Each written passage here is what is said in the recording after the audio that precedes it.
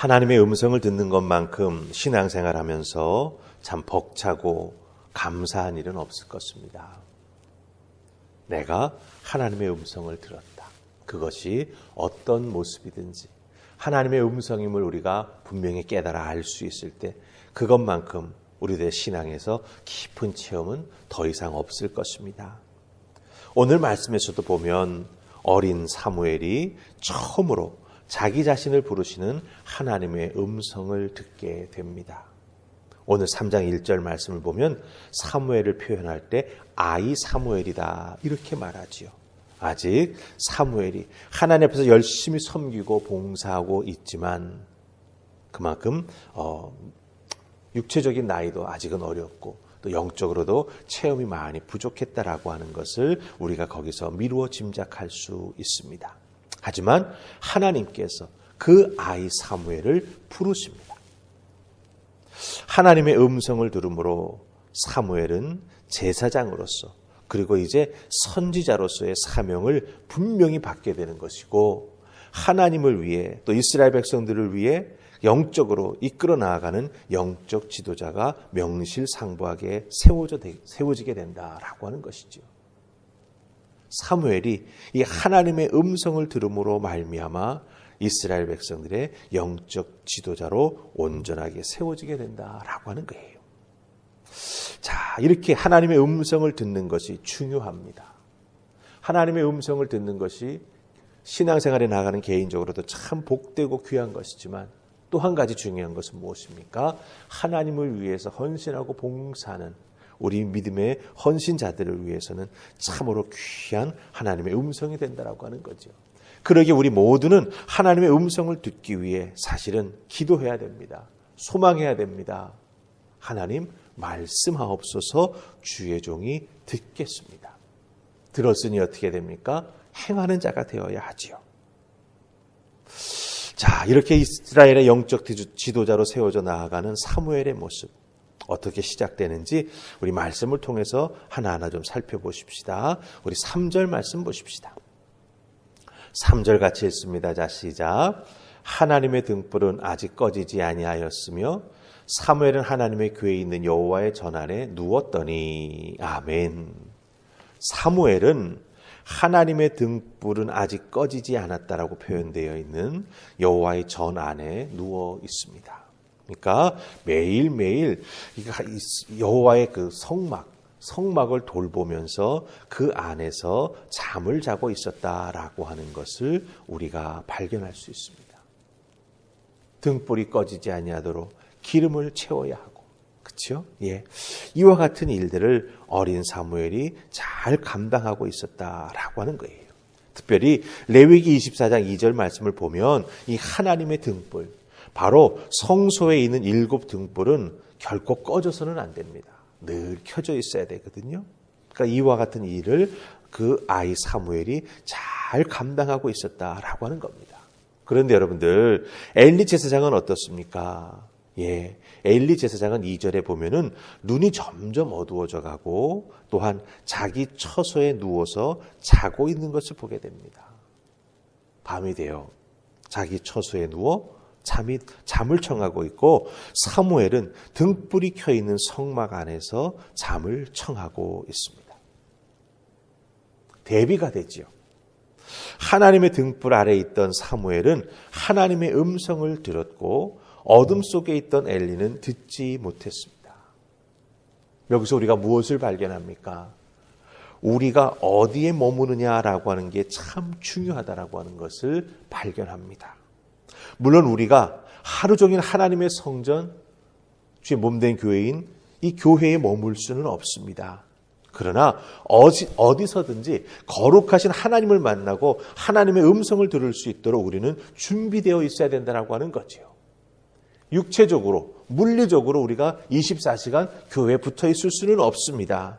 하지만 중요한 것이 있습니다. 바로 우리가 하나님을 모시는 거룩한 성전이라고 하는 것, 성령께서 우리 속에 거하고 계시다라고 하는 것을 우리가 기억한다라고 하면은, 예, 우리도 사무엘처럼 하나님의 전에 날마다 믿음의 등불을 켜고 하나님의 전에서 하루의 삶을 살아갈 수 있다라고 하는 거예요. 사도 바울은 고린도전서 3장 16절 17절에서 분명히 말합니다. 우리는 하나님을 모시는 거룩한 성전이며 성령께서 우리 속에 임하여 계시다라고 하는 거죠. 그러니 어떻습니까? 자기 자신을 정결하게 하며 우리의 믿음을 잘 지켜나가며 하나님을 소망하며 나아갈 때 하나님은 우리에게도 말씀하신다라고 하는 거예요. 그러기에 내가 어디에 머물고 있느냐라고 하는 이 자의식이 참 중요합니다. 내가 하나님의 전이기. 내 속에 하나님이 계시고 내가 하나님 안에 머물러 있기에 성령님 내 속에서 살아 역사해 주시기에 우리는 하나님의 음성을 들을 수 있는, 하나님 만날 수 있는 영적인 준비가 되어 있다라고 하는 것을 우리는 꼭 기억해야 합니다. 그러기 어떻습니까? 정결하게 자기 자신을 잘 지켜나가는 우리가 되어야 한다라고 하는 것이죠. 사무엘은 하나님의 등불이 꺼지지 아니하는 여호와의 전 안에서 지금 누워 있었습니다. 우리들도 하나님을 모시는 거룩한 전으로서 성령이 우리 속에 내주하시는 그 놀라운 은혜를 통해서 마치 하나님의 등불이 꺼지지 아니하는 그런 하나님의 전이 되는 것이다 라고 하는 것을 꼭 기억하시고 이 귀한 믿음의 등불을 날마다 꺼뜨리지 않고 계속 지켜나가는 여러분들 되시기를 주님의 이름으로 축복합니다. 자, 그 다음에 10절. 하나님의 음성을 듣게 되는 구체적인 모습이 이제 10절에서 나옵니다. 여호와의 전에 누워있는 사무엘. 그 사무엘을 찾아오시는 하나님의 모습입니다. 우리 10절 말씀 같이 읽습니다. 자, 시작. 여호와께서 임하여 서서 전과 같이 사무엘아 사무엘아 부르시는지라 사무엘이 이르되 말씀하옵소서 주의 종이 듣겠나이다 하니. 아멘.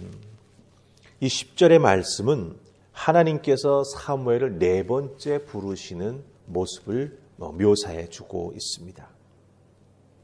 앞에 하나님은 사무엘을 3번이나 부르셨지만 하나님의 음성을 들었던 체험이 없었고 늘 엘리 제사장이 무언가를 행해 나아갈 때 이 사무엘을 불러서 함께 일을 하고 제사를 돕게 했었기에 사무엘은 당연히 누군가가 자기를 부르니 엘리가 부르려니 생각을 하고 엘리 제사장의 음성이라 생각하고 엘리 제사장으로 달려간 것이죠.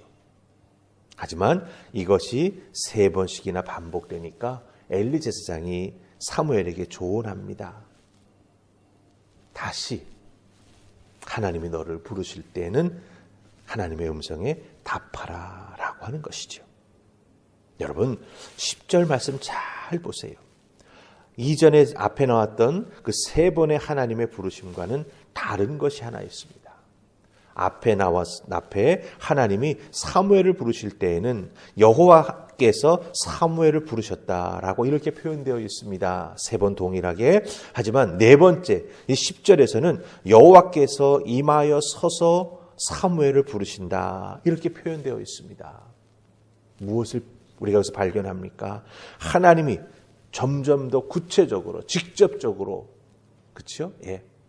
여호와의 성막에 그 어린 아이 사무엘이 누워있는 그곳에 직접 찾아오셔서 사무엘을 부르시고 계시다라고 하는 거예요. 사무엘이 하나님의 지명하여 부르심의 음성을 듣습니다. 사무엘도 그 어느 누구도 부인하지 못할 증거이죠.